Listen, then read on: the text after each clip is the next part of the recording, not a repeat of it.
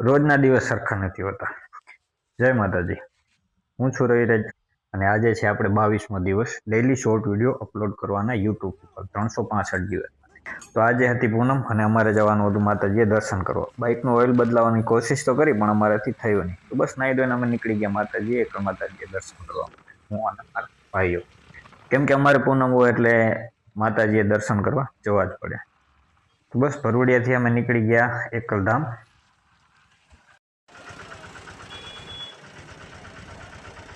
તો મિત્રો આ છે અમારા ગામનું એકલ માતાજીનું મંદિર, જે આવેલું છે રણના એકદમ બાજુમાં અને ભરૂડિયા ગામથી 6 કિલોમીટર।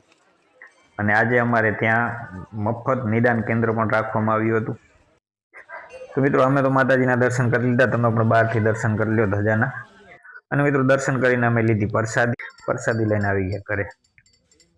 અને બપોરે જો શક્તિસિંહ ચટપટી ખાય છે રે, એને ખબર છે કે આજના બ્લોગમાં એ આવી જશે એટલે।